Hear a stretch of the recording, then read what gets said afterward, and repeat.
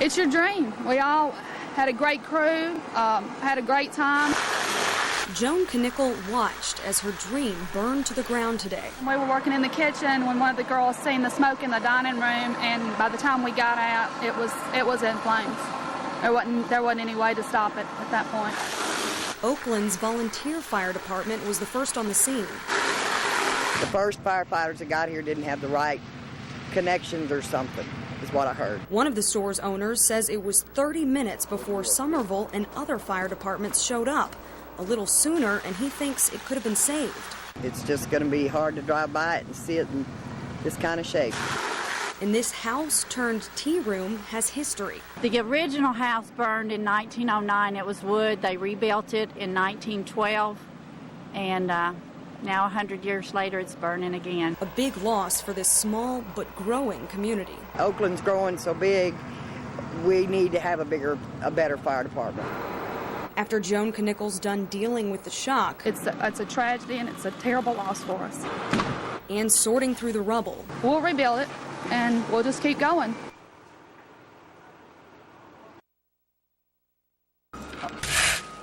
I don't have room to put more leaves where I'm putting these leaves, you know. Seems like I'm going to start putting them in the street, you know. Charles Collins knows how bad the leaf problem is. Collins picks up leaves in Chickasaw Gardens and East Memphis. I'm 5'8", so the leaves are taller than I am. The bags that I don't put in, I have many more bags in the back there. The director of public works says the backup is due to the weather. The problem is we've had 2 weeks of good weather behind a couple of weeks of bad weather where the rain forced the leaves to the ground. When you have good weather, people tend to go out and rake leaves over the weekend, and when they rake leaves, they want the leaves to disappear overnight. Slowing things up, the Thanksgiving holiday. What you have is a situation where you have to provide garbage, trash, and recycling services to residents in 3 days, when normally it takes us 5 days. And when you do that, something has to give. Be patient. Be patient. We're told workers can't pick up your leaves while they pick up the garbage and recycling.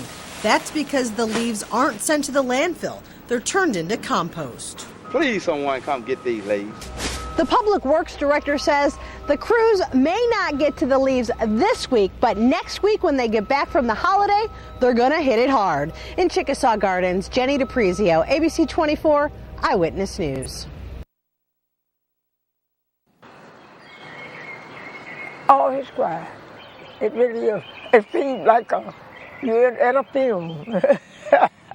Ozzie Elliott is talking about life on the 300 block of Lucy Street. Nice and quiet. Elliott is one of the few people who still lives here. Almost every other house has either been torn down or is about to be torn down.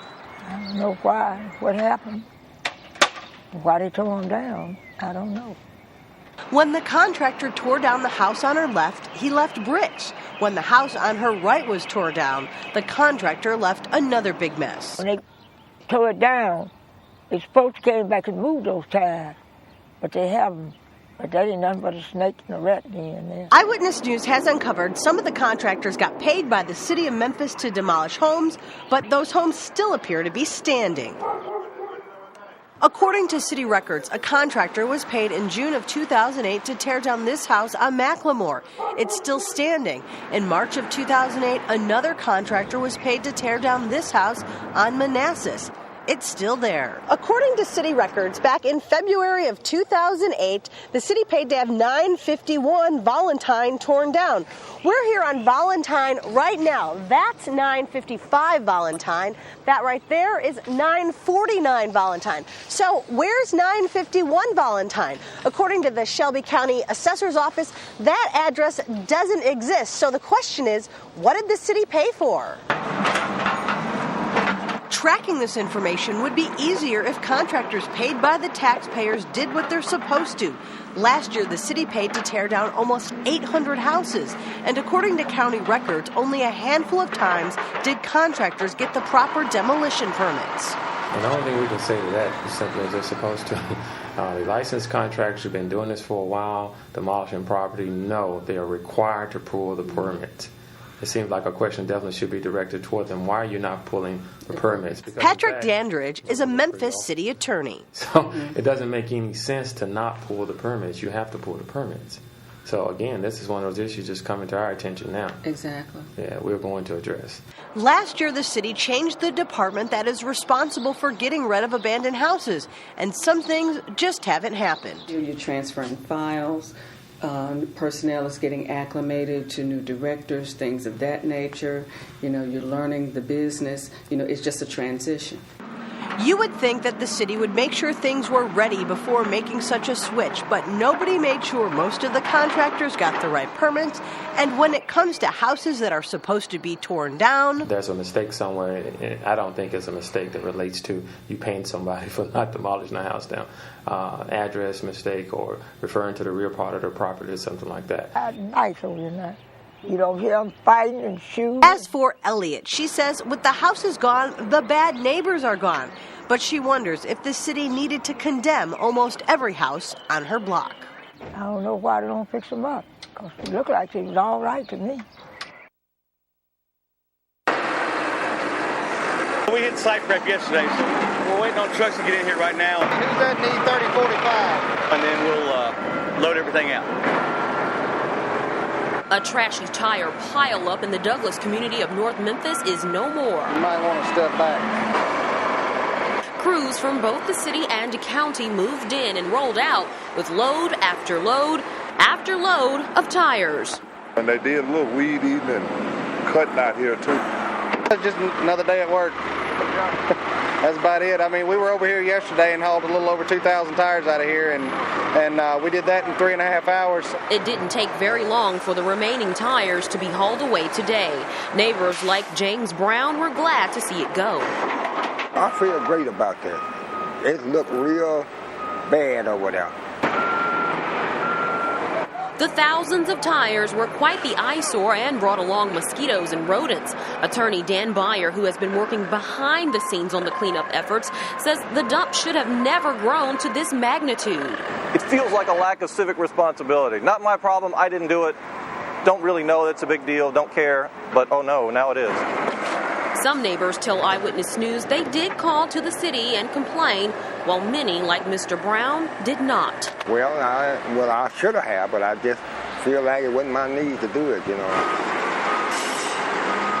Now that the lawn is being cleared, it's everyone's responsibility to make sure it stays this way. Think about what to do before you do it. Just catch one person with a truck dumping tires. We've got somebody that can clean it up where the city doesn't have to come out and do this. That's the only way you're going to be able to do is turn them in, and hopefully somebody gets on the scene quick enough to catch them. But this is just trash. They rake, they bag. You can use vacuums, but with as much trash on the floor, you're better off to get a lot more out. They blow. They're cleaning up what homeowners left behind. It is an emotional thing, people losing their house, and again, that's a bad situation, but I'm just hired by the bank to clean it out. She called me and said, I'm through, the keys are in the mailbox. Are y'all doing the yard or somebody else doing the yard? This home was recently foreclosed. This crew is doing what's called a trash out. This. And there's a lot of trash that needs to be removed from this 4-bedroom home in Bartlett. You don't have to drain it. There's also a pool that needs some attention. You shock it, knock it off the bottom, vacuum it out. And a storage shed that's packed. Some people don't take anything. I mean, they just leave all their furniture. In this situation, people just left all their junk. They went there and looked like they cleaned out their drawers, and what they didn't want to take, they just threw on the floor.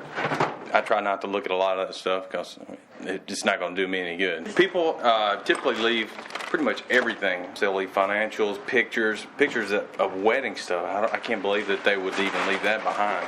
But a lot of people are just in a hurry to get out. And here in the attic, there's plenty of stuff to dump. From the attic to the bathroom. This scenario is playing out over and over again across the Mid-South. When we first started dealing with foreclosures, North Memphis, South Memphis, Frazier were our biggest areas. They're all over now. Southeast, Bartlett, Collierville. By midday, it's time to load the trailer and make the first trip to the dump. We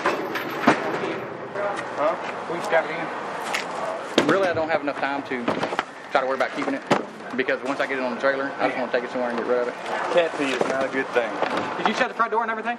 There's pressure to clean these homes quickly because they're in high demand. A lot of the properties, the day I get the price, the next day I'll have 5 offers on that property. The market's not as bad as everyone says it is. Now, I think people are looking more at foreclosures now than they are traditional real estate because you can get a better buy. I'm just picking up all the plastic. At this point, I'm going to do it in a different bag to recycle. I'm not sure what that is. I always want to make sure that it's, something that had certain product and dispose of it correctly for the environment. It's got it made down here. It's cool. When the crew comes back, the guys hit the shed. It's filled with pool supplies, Christmas items, a few of them in here. Even a home gym. Oh, excuse me. It's just a quicker and easier process.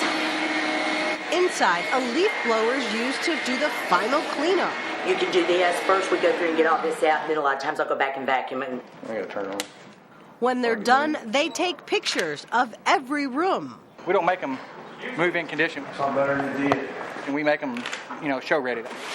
Try to do what we can, as quickly as we can, but, we got enough bulk stuff like this that, it takes a little extra time sometimes to get everything out and do a good job. I'm sure somebody will be complaining that I didn't dispose of these the proper way. This could turn into an all-day thing if you don't just have that mentality of getting in and getting out. Foreclosures is our business. It's a bad situation for others, but it's an opportunity for a lot of others as well.